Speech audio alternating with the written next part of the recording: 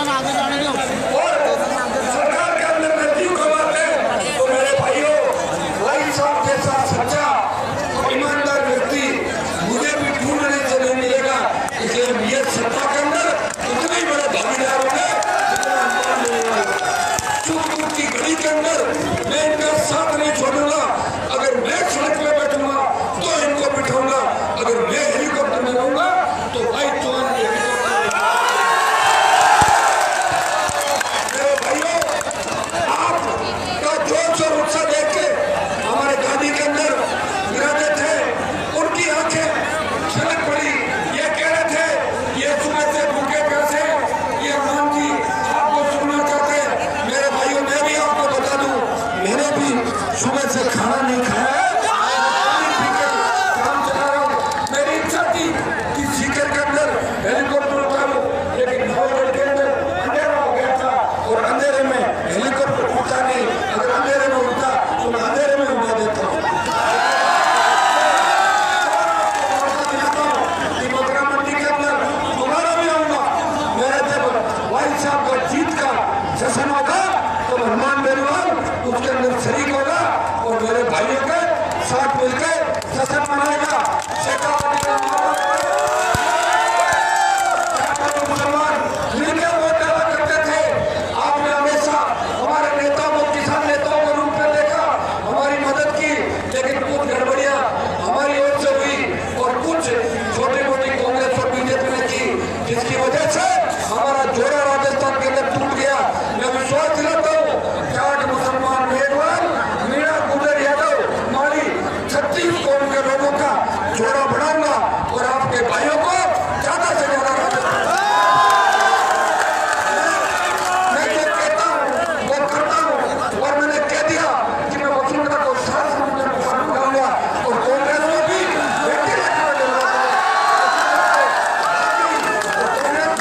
Ventilator में सांस ले रही है।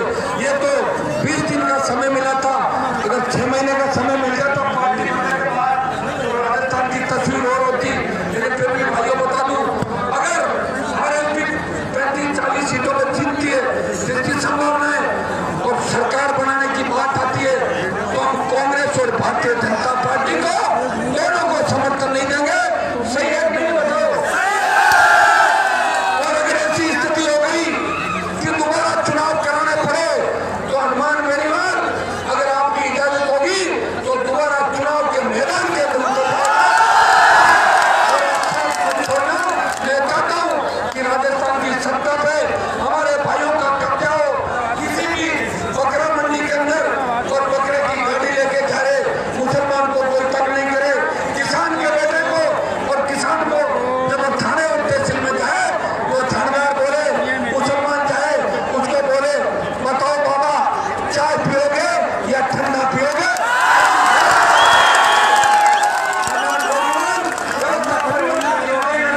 भाइयों, मैं भगत सिंह की भूमिका करना हूं, मेरे छोटे भाई भी भगत सिंह की भूमिका करते रहे और माताएं मैंने झांसी की रानी लक्ष्मीबाई बन के आजादी के दूसरे आंदोलन के अंदर मुझे आशीर्वाद दे रही है। मैं इतना ही विश्वास आपसे चाहता हूँ कि आप सब लोग अपने भाई पे एक बार भरोसा करना। 70 साल कांग्रेस और भाजपा पे भरोसा किया है, इस बार इस बोतल के चिन्ह पे भरोसा करना। इस बोतल के पानी से मैं राजस्थान की तमाम गंदगी को धोके और राजस्थान और इंडिया से बाहर निकालूंगा। ये बोतल वसुंधरा वाली बोतल नहीं है, ये पीने के पानी की बोतल है। अच्छा लेके जाता है और वो आप भी मेहमान नवाजी बोतल के पानी से करते हो। इसकी आवश्यकता इसलिए पड़ गई क्योंकि शुद्ध जल की व्यवस्था 70 साल में कांग्रेस और भाजपा नहीं कर पाई। मेरे भाइयों, एक बार अपने भाई पे विश्वास करना, क्योंकि किसी को तो आपको करना ही पड़ेगा। आपने भारी पे भी किया, इसको 20 साल 25 साल छोड़ दिए। और दूसरा बीजेपी का जो एमएलए जलधारी, वो तो वास्तव में जल के अंदर रहने लायक है। जलधारी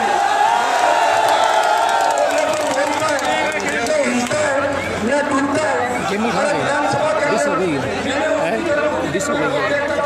मैं सोचता था ये कब बोलेगा, ये सोचते सोचते 5 साल निकल गए। सामने देखते जरूर था और फिर नीचे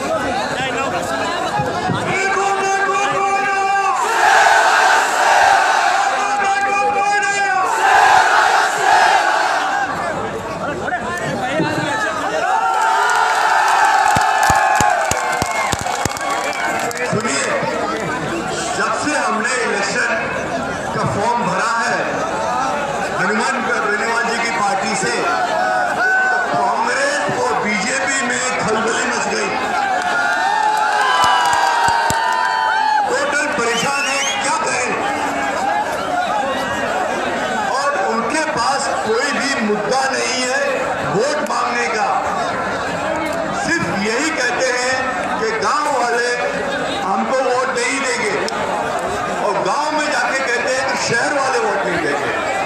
अब आपने देख लिया अपने आंखों से, आपको भरोसा हो गया है कि बेनीवाल जी आपके साथ में है, पूरा गांव उनके साथ में है।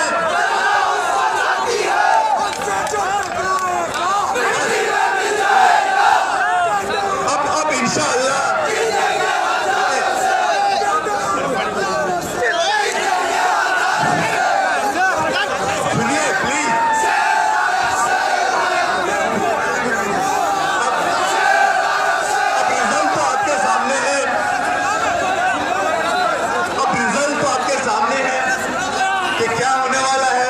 इंशाअल्लाह जीतने वाले हैं। जीतने के बाद कभी भी इंशाअल्लाह फतेहपुर रोड में जो हुआ है कभी नहीं होने देंगे हम। जो अपनी गाड़ियों को पकड़ते परेशान करते हैं पुलिस, वो कभी नहीं होने देंगे हम।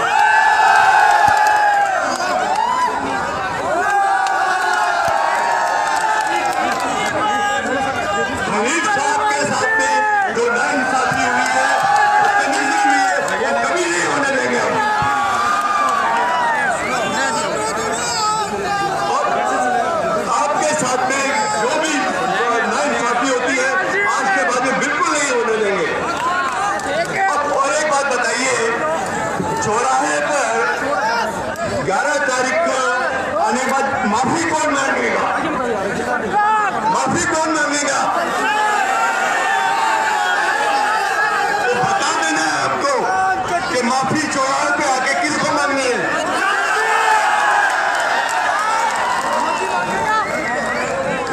सर हमने इलेक्शन लड़ा था, सर हमने इलेक्शन लड़ा था, हमें कहा गया कि आपको चौराहे पे आके माफी मांगनी पड़ेगी। आपको हक किसने दे दिया है इलेक्शन लड़ने का? तो आप दिखा देना आपकी बार कि हमें हक किसने दिया है। कानून ने हमको हक दिया है, हिंदुस्तान के संविधान ने हमको हक दिया है। और अब कह देना गुलामी का टाइम खत्म हो गया है, कोई गुलामी नहीं होगी, हमारा हक है, हक लेकर रहेंगे और आप इंशाअल्लाह उसमें कामयाब हो जाएंगे। और आपके जितने भी मसाइल है, जितने भी आपको परेशानी बेजा की जाती है, वो खत्म हो जाएगी इंशाअल्लाह आपके बात में। और हम इसके लिए हनुमान बेनीवाल जी का शुक्रिया अदा करते हैं, उन्होंने हमें सपोर्ट प्रोवाइड किया। इनके सपोर्ट के बगैर हम सीकर में नहीं जीत सकते हैं। तो सारा क्रेडिट जाता है हनुमान बेनीवाल जी को। आप मेरे भाइयों नहीं, ग्रीन सर आपको जाता है, आपकी वजह से इनको आजादी मिलेगी, गुलामी से आजादी मिलेगी।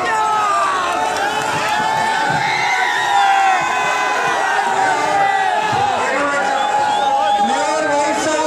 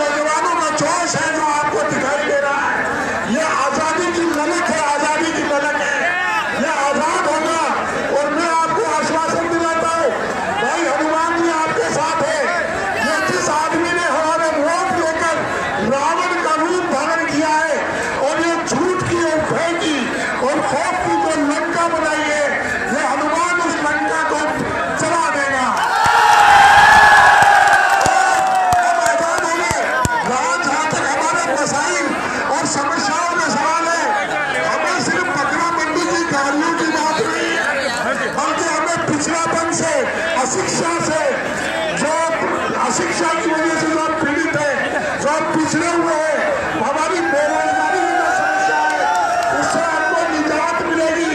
और आज के बाद शीतला माता का पुत्र विधानसभा नहीं जाएगा, बल्कि सोना काकी का बेटा विधानसभा जाएगा। किसान पुत्र के साथ, इस धरती पुत्र वीर के साथ मिलकर हम पूरे राजस्थान में अपने अधिकार की लड़ाई लड़ेंगे और हमारा हक हमें मिलकर रहेगा। इस लड़ाई में जो सही कमी थी वो कमी ये थी कि इनका गाँव का और हमारा जो पारंपरिक साथ है वो साथ इन्होंने तोड़ दिया था। आज वो साथ इस वीर हनुमान ने दोबारा स्थापित कर दिया है और इस साथ के कारण न सिर्फ सीकर को आजादी मिलेगी बल्कि पूरे राजस्थान में हम सर्वबुलंद होंगे। ये किसान का